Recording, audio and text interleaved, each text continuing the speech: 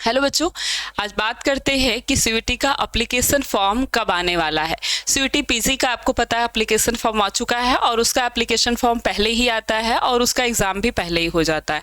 अब बात करते हैं सीयूईटी यूजी का एप्लीकेशन फॉर्म कब आएगा। तो सीयूईटी यूजी का जो एप्लीकेशन फॉर्म आने वाला था वो मोस्टली आपका सेकेंड वीक में आने वाला था, सेकेंड वीक ऑफ फेब में आने वाला था, लेकिन अभी आया नहीं है।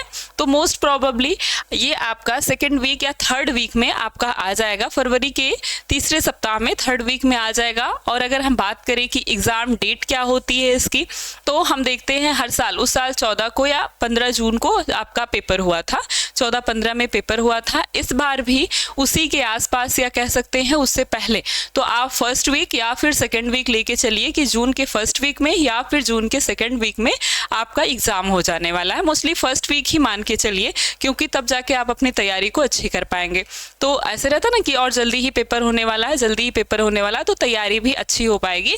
तो फर्स्ट और सेकेंड वीक में आपका पेपर हो जाता है और रिजल्ट उसी के 1 महीने के आसपास में रिजल्ट आ जाता है और उसके 15 से 20 दिन में, और जैसे ही रिजल्ट आता है उसी टाइम सारी यूनिवर्सिटी के काउंसलिंग फॉर्म शुरू हो जाते हैं।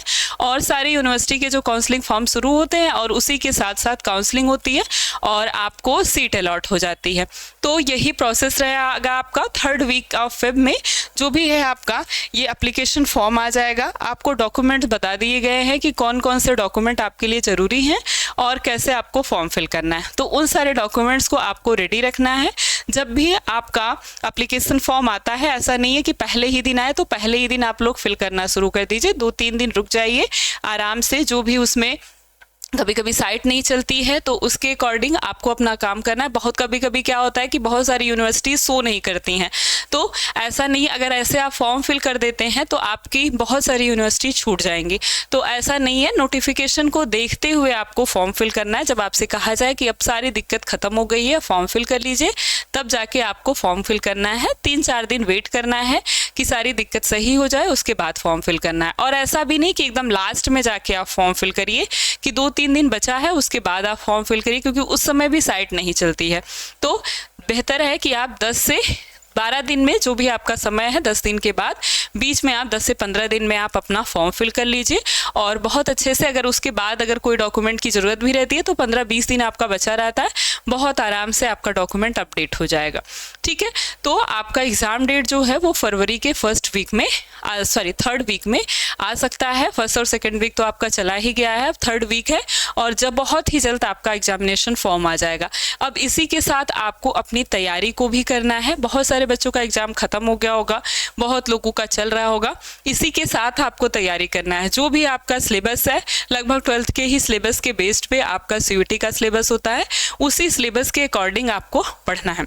और तैयारी के लिए आपके पास लक्ष्य बैच है। इसमें जो भी आपका सिलेबस है, जो आपका पेपर का पैटर्न है, उसी के अकॉर्डिंग आपको लाइव क्लास दी जाती है। उसी के अकॉर्डिंग जो भी आपको लाइव क्लास दी जाएगी, उसी में क्लास नोट PDF दिया जाएगा, स्टडी मटेरियल दिया जाएगा और मॉक टेस्ट कराया जाएगा, प्रैक्टिस सेट कराया जाएगा। और उसके बाद भी अगर आपका कुछ भी डाउट रह जाता है तो डाउट क्लास आपका रखा जाएगा और उसके थ्रू आपके सारे डाउट सॉल्व किए जाएंगे। तो बस आपको मेहनत से अच्छे से केवल पढ़ाई करना है। चीज़ों को क्या करना है, कैसे करना है, कैसे क्वेश्चन आएंगे, या किस सब्जेक्ट से या किस लेसन से ज़्यादा क्वेश्चन आते हैं, ये सारी चीज़ें जानने की ज़रूरत नहीं है आपको। बस आपको मॉक टेस्ट, पेपर पैटर्न या फिर प्रैक्टिस सेट जैसे कहा जाता है, बिल्कुल उसी तरीके से अपनी पढ़ाई को करनी है, वैसे ही क्वेश्चन को सॉल्व करने हैं।